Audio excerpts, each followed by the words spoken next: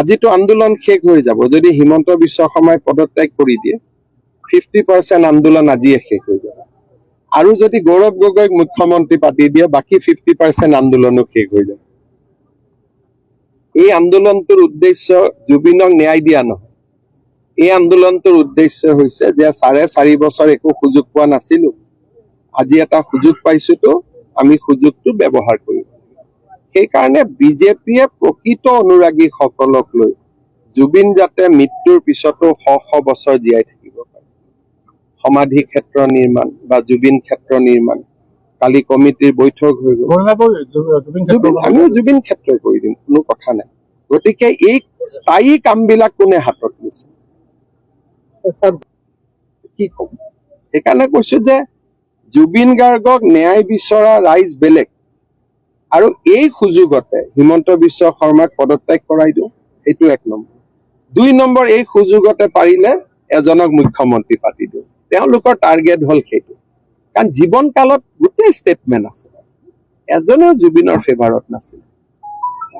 সেইকাৰণে ন্যায় বিজেপিয়ে দিব আৰু বিজেপিয়ে কৰিব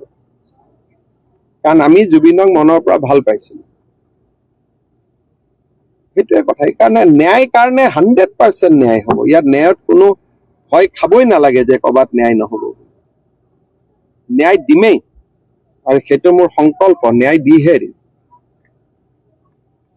ভাৰতৰ ন্যায়পালিকাৰ ওপৰত আমি বিশ্বাস ৰাখিব চৰকাৰে ভুল কৰিলেও ন্যায়পালিকাই ভুল নকৰে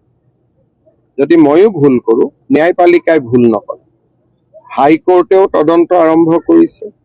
আৰু পুলিচৰো তদন্তৰ প্ৰতিবেদন খুব সোনকালে ন্যায়পালিকাই পাই যাব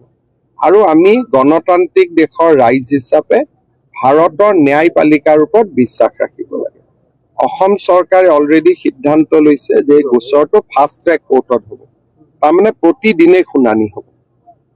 ফাষ্ট ট্ৰেক কোৰ্টৰ উদ্দেশ্য কি যে আজি এটা দিন দিলে 1 মাহ পিছত দিন আহিলে এইটো নহয় প্ৰতিদিনে শুনানি হ'ব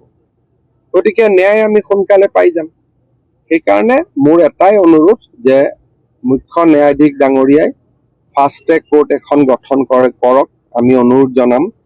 ইতিমধ্যে কেবিনেটৰ সিদ্ধান্ত হৈছে আমি নিৰ্দিষ্ট সময়সীমাৰ ভিতৰত চাৰ্জশ্বিট দিম ন্যায়পালিকাই তদন্ত প্ৰতিবেদন আৰু বাকি সাক্ষীৰ ওপৰত এটা প্ৰক্ৰিয়াৰে ডেফিনেটলি আমাক সকলোকে ন্যায় দিটো কাৰণে লাগে যে জীৱিত কালত জুবিনৰ অনুৰাগীসকল বেলেগ আছে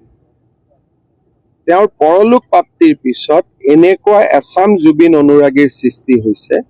যিসকলে জীৱন কালত জুবিন গাৰ্গক পদে পদে সমালোচনা কৰিছে গতিকে এতিয়া সময় হৈছে জুবিনৰ প্ৰকৃত অনুৰাগীসকল ৰাজপথত ওলাই আহে কাৰণ যিসকল জুবিনৰ অনুৰাগী নামত ওলাই আছে তেওঁলোকে ৰাজীৱ সদিয়াৰ মৃত্যুৰ পিছত জুবিনক কেনেকুৱা বাক্যবান ব্যৱহাৰ কৰিছিল আপোনালোকে এবাৰ চাব ভূপেন হাজৰিকাৰ মৃত্যুৰ পিছত জুবিনক কেনেকৈ সমালোচনা কৰিছিল তাক আপোনালোকে চাব যোৱা এমাহ ধৰি জুবিনক জীৱন কালত ভাল পোৱাসকল পিছ পৰি থাকিল